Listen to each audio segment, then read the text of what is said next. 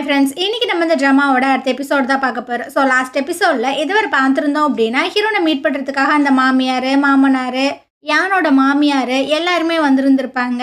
ஆக்சுவலாக இவங்க எதுக்கு வந்திருப்பாங்க அப்படின்னா, இவங்க இருக்கக்கூடிய வீட்டுக்கு பார்த்திங்கன்னா லோன் வந்துட்டு இனியும் ஜாஸ்தி இருக்கும் போல். ஸோ அதை பே பண்ணுறதுக்காக காசு வேணும் அப்படின்றதுக்காக தான் இவகிட்ட வந்திருக்காங்க. இவளும் இருக்கிற காசு எல்லாத்தையுமே கொடுத்துட்டு என்கிட்ட எந்த ஒரு அமௌண்ட்டுமே இல்லை அப்படின்ற மாதிரி எடுத்து சொல்கிறா. ஆனால் இந்த மாமியார் பார்த்தீங்கன்னா, இதெல்லாம் நான் நம்பணுமா? என் பையன் விட்டுட்டு போன அந்த காசு எல்லாத்தையுமே நீ தானே வச்சுருக்க, மரியாதையாக கொடு அப்படின்ற மாதிரி கேட்குறாங்க. ஸோ இவ பார்த்தீங்கன்னா ரொம்ப டென்ஷன் ஆகிட்டு இருக்கா. என்கிட்ட அந்த காசு இல்லை, சொன்னால் புரிஞ்சுக்கோங்க, என்னை ஃபோர்ஸ் பண்ணுறதுனால எதுவுமே கிடைக்க போகிறது கிடையாது அப்படின்ற மாதிரிலாம் சொல்லிட்டு இருக்காளா. அப்போ அந்த மாமனார் வந்து சொல்கிறாரு, நாங்கள் உங்ககிட்ட காசு கேட்கறதுக்காகலாம் ஒன்றும் வர கிடையாது அப்படின்ட்டு. இவளுக்கு ஒன்றும் புரியல, அப்புறம் எதுக்காக இங்கே வந்தீங்க அப்படின்னு. ஆக்சுவலாக அந்த வீட்டோட லோன் பேமெண்ட்டை வந்துட்டு எங்களால் கட்ட முடியலை, எங்கள் பையன் இறந்து போனதுக்கு அப்புறமா. அதனால தான் அந்த வீட்டை வந்து நாங்கள் ரெண்ட்டுக்கு விட்டுருக்கோம், அதில் வர காசை வச்சு நாங்கள் வந்து பே பண்ணிக்கிறோம் அப்படின்ட்டு. இவளுக்கு ஒன்றும் புரியல, இப்போ இவங்க என்ன தான் சொல்ல வராங்க அப்படின்னு. அதாவது இவங்க தங்கியிருக்கிற வீட்டை பார்த்தீங்கன்னா வாடகைக்கு விட்டுட்டு இவங்க வந்து ஹீரோனோட வந்து இருக்க போகிறாங்களாமா.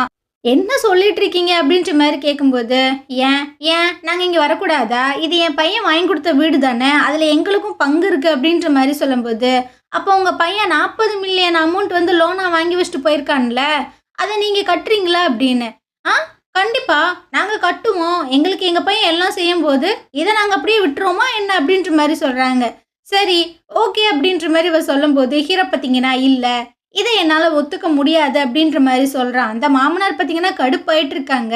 நீ எதுக்கு சொல்கிற, அதை சொல்ல நீ யார் அப்படின்னு. நான் இவளோட லாயர், எனக்கு எல்லா ரைட்ஸுமே இருக்குது, ஸோ என்னால் இதை அக்செப்ட் பண்ணிக்க முடியாது அப்படின்ற மாதிரி சொல்லும்போது, ஹீரோயின் வந்து சொல்லிட்டு இருக்கா, இது எங்கள் ஃபேமிலி மேட்டர், நீ ஏன் உள்ளே வர, இதுலேருந்து நீ தள்ளிடு அப்படின்னு.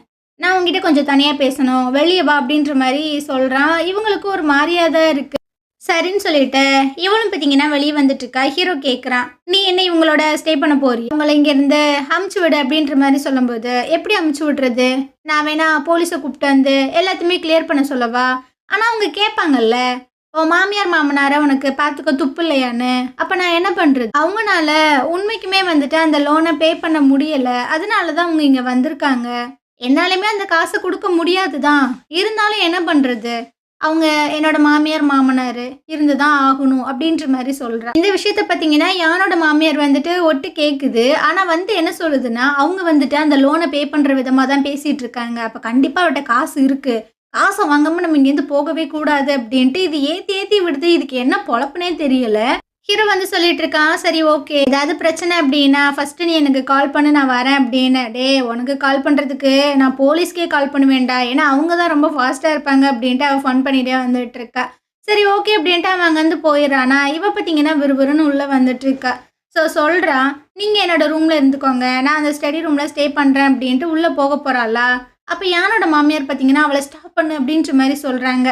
ஸோ இவங்களும் பார்த்தீங்கன்னா நில்லு அப்படின்ற மாதிரி சொல்லும்போது அவளுக்கு ரொம்ப கடுப்பாயிடுது. ஸோ விறுவிறுன்னு கிச்சனுக்குள்ளே போய் ஒரு கத்தி எடுத்துகிட்டு வந்து கையில் கொடுக்குறா. உங்களுக்கு என்னை பிடிக்காது தானே, ஸோ என்னை கொலை பண்ணிடுங்க, என்னை இங்கேயே கொன்றுங்க அப்படின்ற மாதிரிலாம் சொல்லிட்டு இருக்காளா. அவங்க மாமனார்லேருந்து எல்லாரும் பயந்துடுறாங்க. பயமா பொறுமையாக இருமா, நம்ம எதாக இருந்தாலும் பேசி தீர்த்துக்கிறலாம் அப்படின்ற மாதிரிலாம் சொல்லிட்டு இருக்காங்க. ஸோ இவ பார்த்தீங்கன்னா கத்தியை தூக்கி அங்கே வீசிட்டு விறுவிறுன்னு ரூம்குள்ளே போயிட்டு இருக்கா. அதே சமயம் நம்ம ஹீரோவை தான் காட்டுறாங்க. இவன் பார்த்தீங்கன்னா ஒரு ஹார்பருக்கு தான் வந்திருக்கான். அங்கே பார்த்தீங்கன்னா நம்ம ஹீரோயினை ஒரு தாத்தாவும் பேரனும் ஃபாலோ பண்ணுவாங்கள்ல, அந்த தாத்தா அங்கே இருக்காரு. இவன் பார்த்தீங்கன்னா அவனோட பேக் எல்லாத்தையுமே அவர்கிட்ட கொடுத்துட்டு பேசிகிட்டே வந்துட்டு இருக்கான். அந்த இன்வெஸ்டிகேஷன் எப்படி போயிட்டுருக்கா, ஷியோவை பற்றி எதாவது தெரிய வந்துச்சா அப்படின்னு. ஸோ இந்த தாத்தா அப்புறம் இந்த ஜோ ரெண்டு பேத்தையும் நம்ம ஹீரோனை வந்துட்டு வேக பார்க்கறதுக்கு அமுச்சு வச்சது ஹீரோ தான் போல. இவன் என்ன தான் பண்ண ட்ரை பண்ணுறானே தெரியல. இதுக்கப்புறமா நம்ம ஹீரோனை தான் காட்டுறாங்க. இவ பார்த்தீங்கன்னா அவள் ரூமில் இருக்கிற திங்ஸ் எல்லாத்தையுமே எடுத்து வச்சுட்டு இருக்கா. அப்படியே வெளியே பார்த்தீங்கன்னா அவங்க மாமியார் மாமனார் அவங்க கொண்டு வந்த திங்ஸ் எல்லாத்தையுமே அன்பேக் பண்ணிட்டு இருக்காங்க. அப்போது யானோட மாமியார் வந்து சொல்லிட்டு இருக்கு, நீங்கள் 2 பேரும் கொஞ்சம் கேர்ஃபுல்லாக இருங்க, ரூம் எல்லாம் க்ளோஸ் பண்ணிட்டு தூங்குங்க, ஏன்னா அவள் ரொம்ப ஸ்ட்ரேஞ்சாக வந்து இப்போலாம் நடந்துக்கிறா அப்படின்னு. அப்படியே நம்ம ஹீரோனை காட்டுறாங்க. இவ பார்த்தீங்கன்னா ஒரு ரெஸ்டாரண்ட்டுக்கு தான் வந்திருக்கா, அதாவது ஒரு காஃபி ஷாப்புக்கு தான் வந்திருப்பா போல். ஸோ அவளோட லேப்டாப்லாம் எடுத்து வைக்கும்போது ஆர்டர் கேட்கறதுக்காக வராங்க. இவ பார்த்தீங்கன்னா எப்போவுமே இந்த கடையில் வந்து தான் சாப்பிடுவா போல். ஒரு ஃப்ரூட் சாலட் அப்படின்ற மாதிரி சொல்கிறா. அப்போ தான் அதோட ரேட்டை பார்க்குறா. அதோட ரேட் பார்த்தீங்கன்னா 100 ரூபான்னு தான் போட்டிருக்கு. ஆனால் அவள் பார்த்தீங்கன்னா அப்படியே யோசிக்கிறா, ஒரு மாதிரி தயங்குறா. என்ன மேடம் வேணும், ஃப்ரூட் சாலட் அப்படின்ற மாதிரி அந்த பொண்ணு கேட்குறாளா. இல்ல, இல்ல. நான் வந்துட்டு ஒரு திங்ஸ விட்டுட்டு வந்துட்டேன். நான் போறேன். மன்னிச்சுக்கோங்க அப்டின்ட்டு அவ பாட்டுல வெளிய வந்துட்டுருக்கா. இந்த பொண்ணு ஒரு மாரி பார்க்குறா. என்ன இது வெறும் ரூ. 100 தானே! ஏன் இத குடுத்து வாங்க முடியாதா? அப்டின்னு. ஹீரோனுக்கு பார்த்தீங்கன்னா, ஒரு மாரியா தான் இருக்கு. அப்டியே திரும்பி பார்த்துட்டே போறா. இதுக்கப்புறமா நம்ம ஹீரோவ தான் காட்டுறாங்க. ஸோ இவங்க பார்த்தீங்கன்னா, ஒரு கப்பல்ல தான் ஸ்டே பண்ணியிருக்கானுங்க போல. அங்க பார்த்தீங்கன்னா, நம்ம ஹீரோ, அப்புறம் அந்த தாத்தா, அந்த ஜோ, அப்புறம் அந்த பிஏ பொண்ணு எல்லாருமே இருக்காங்க. அப்போ அந்த தாத்தா வந்து சொல்றாரு, "நம்ம வந்துட்டு டிஸ்கஷன ஸ்டார்ட் பண்ணலாமா?" அப்டின்ட்டு. ஸோ எல்லாரும் பார்த்தீங்கன்னா, டிஸ்கஸ் பண்ண ஸ்டார்ட் பண்றாங்க. அப்ப அந்த தாத்தா வந்து சொல்றாரு, "நாங்க கண்டுபிடிச்சதுல மொத்தம் 2 பாசிபிலிட்டீஸ் வந்துட்டு இருக்கு. 1 நம்ம ஹீரோயினுக்கு வந்துட்டு எல்லா விஷயங்களுமே தெரிஞ்சிருக்கு. அவ வந்துட்டு நல்லா நடிக்கிறா. அவகிட்ட தான் கண்டிப்பா காசு இருக்கணும். 2வது விஷயம் என்ன அப்டின்னா, அவளுக்கு இத பத்தின எந்த ஒரு விஷயமுமே தெரியாம இருக்கலாம். அவகிட்ட எந்த ஒரு காசுமே இல்லாம இருக்கலாம். என்ன அவ ரொம்ப ஸ்டெபனா ரொம்பவே வந்துட்டு ஸ்ட்ரெய்ட் ஃபார்வர்டா இருக்கறனால, மேபி அவகிட்ட அந்த காசு இருக்கலாம் அப்டின்னு நம்ம தப்பா நெனைக்கிறதுக்கும் வாய்ப்பு இருக்கு. ஸோ மொத்தம் 2 பாசிபிலிட்டீஸ் தான் இருக்கு. இதத்தான் நாங்க கண்டுபிடிச்சோம் அப்டின்ற மாரி சொல்லும்போது, அந்த பிஏ பொண்ணு வந்து சொல்லிட்டு இருக்கா, "அட பாவிங்களா! இந்த விஷயங்கள் தான் எல்லாத்துக்குமே தெரியுமேடா! அவகிட்ட இருக்கா? இல்லையா? அதத்தான் நம்ம கண்டுபிடிக்கணும். நீ அந்த விஷயத்தையே சுத்தி சொல்லிட்டு இருக்க" அப்டின்னு. அப்போ அந்த பேரன் பார்த்தீங்கன்னா சிரிக்கிறானா, "எதுக்கு சிரிக்கிற?" அப்டின்ட்டு அடிக்கிறாரோ, "யோவ்! சொன்னது அவள போய் அடி. அவள அடிக்க முடியாதுடா. அதனால தான்டா உன்ன அடிச்சிட்டு இருக்கேன்" அப்டின்ற மாரி சொல்லிட்டு இருக்காங்க. இதுக்கப்புறம் ஹீரோயின் பார்த்தீங்கன்னா, நேரா ஒரு லைப்ரரிக்கு தான் வந்திருக்கா. ஏன்னா எல்லாமே இங்க ஃப்ரீயா தானே இருக்கும் அப்டின்ட்டு தண்ணியெல்லாம் குடிச்சிட்டு உட்காந்து அந்த வாட்ச பத்தி தான் சர்ச் பண்ணி பார்த்துட்டு இருக்கா. இத விக்கலாமா? வித்தா எவ்வளோ காசுக்கு போகும் அப்டின்ட்டு. அந்த நேரம் ஹீரோ பார்த்தீங்கன்னா மெசேஜ் பண்ணிட்டு இருக்கான். "நீ ஓகே தானே? ஏதாவது பிரச்சனையா?" அப்படின்னு. "இல்ல" அப்படின்ற மாரி தான் ரிப்ளை பண்ணிட்டு இருக்கா. கொஞ்ச நேரம் கழிச்சு ஃபோனுமே பண்றான். "ஆமா, உங்க மாமியாரோட அந்த வீடு இன்னும் எவ்வளோ லோன் இருக்கு?" அப்படின்னு. "எனக்கு தெரிஞ்சு ஒரு 40,000 50,000 கிட்ட இருக்கும்னு நெனைக்கிறேன்" அப்படின்ற மாரி சொல்லிட்டு இருக்கா. "சரி, இத பத்தி நீ ஏன் கேட்குற?" அப்படின்னு. அது அது ஒண்ணும் இல்ல. உன்னோட மாமனார் வந்து லூசுத்தனமா கத்திட்டு இருந்தானே, அதான் நீ ஓகேவா? அப்படின்ற மாதிரி கேட்கறதுக்கு தான் கூப்பிட்டேன். எனக்கு ரொம்பவே கஷ்டமா இருந்தது அப்படின்னு. ஓகே தான் அப்படின்ற மாரி அவ சொல்லிட்டு இருக்கா. இவங்க எல்லாரும் ஒரு மாரி சிரிக்கிறாங்க. இதுக்கப்புறமா ஹீரோயின் பார்த்தீங்கன்னா, ஒரு வாட்ச் கடைக்கு தான் வந்திருக்கா. ஸோ 2 வாட்சையும் பார்த்தீங்கன்னா குடுத்துட்ருக்கா. அவரும் பார்த்தீங்கன்னா செக் பண்றாரு.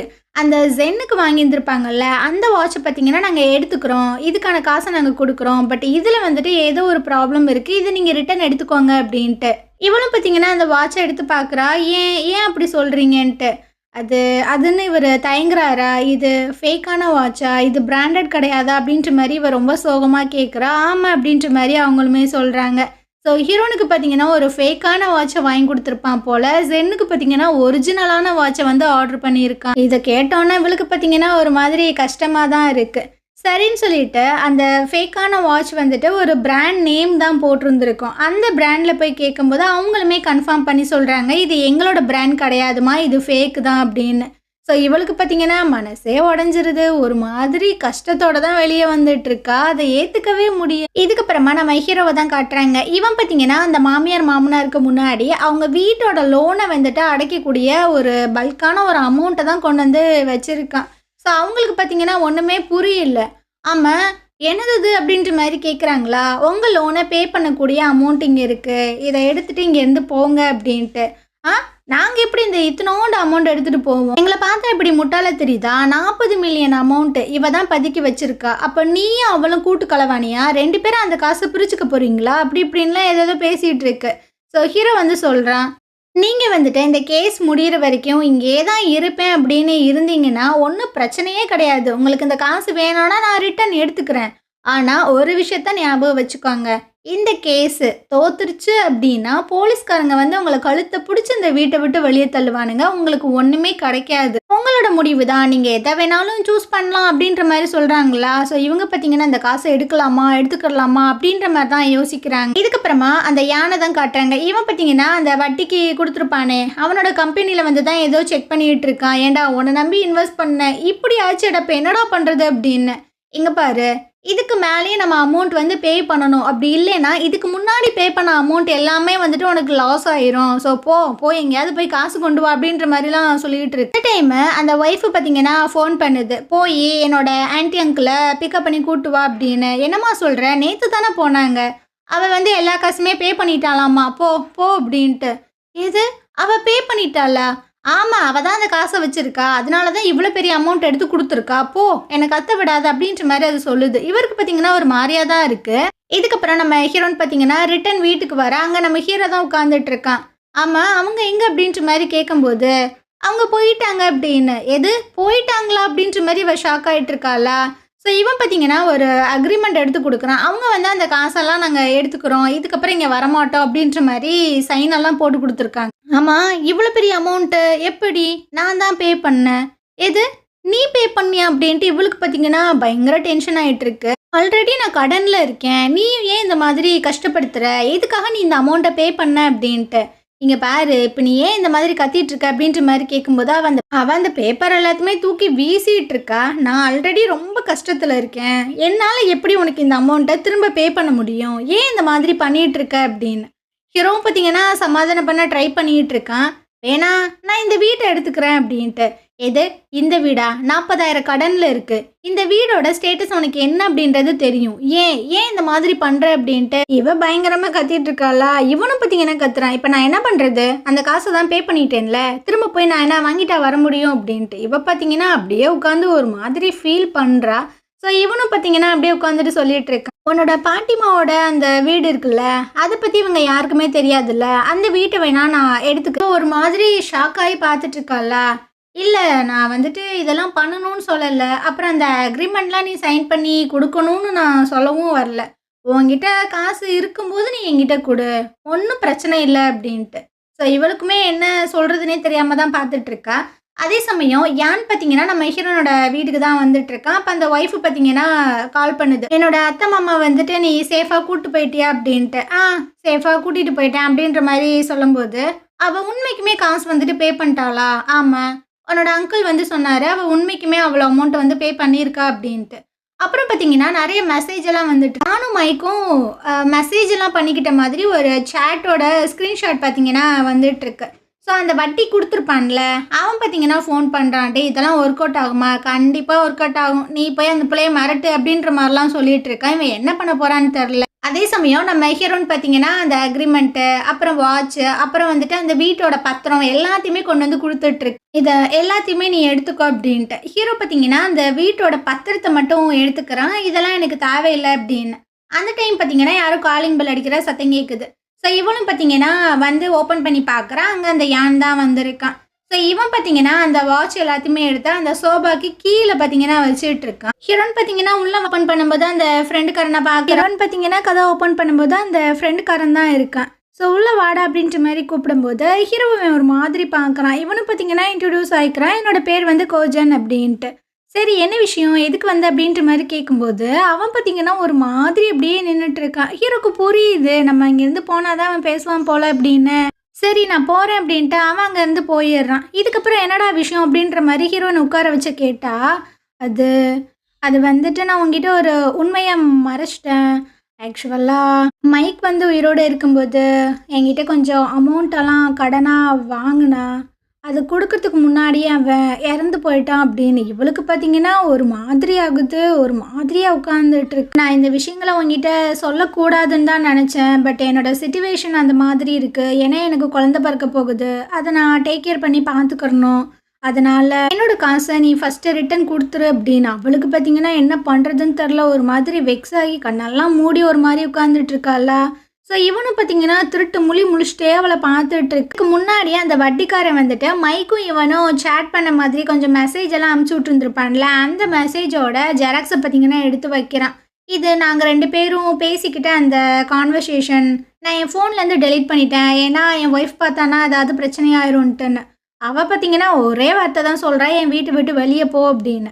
இவனுக்கும் பார்த்தீங்கன்னா என்ன பண்ணுறதுன்னு தெரியல. ஒரு பொண்ணு வந்துட்டு தனியாக இருக்கா. அவகிட்ட காசு இல்லை. பட் இவங்க வந்து காசு இருக்குது அப்படின்றத நம்புகிறாங்க. அதனால ஒரு ஃப்ரெண்டுன்னு கூட அவன் யோசிக்கலை. இந்த மாதிரி உன் புருஷன் என்கிட்ட கடன் வாங்கினா அதனால காசு கூட அப்படின்ற மாதிரி வந்து கேட்குறான். இவன்லாம் என்ன ஃப்ரெண்டு, என்ன மனுஷனே தெரியல. சரி, ஓகே, இந்த இடத்துல இந்த எபிசோடு முடியுது. நாளைக்கு நம்ம அடுத்த எபிசோடு பார்க்கலாம். இந்த ட்ராமா உங்களுக்கு பிடிச்சிருந்தது அப்படின்னா கண்டிப்பாக நம்ம சேனலுக்கு சப்போர்ட் பண்ணுங்கள். தேங்க்யூ.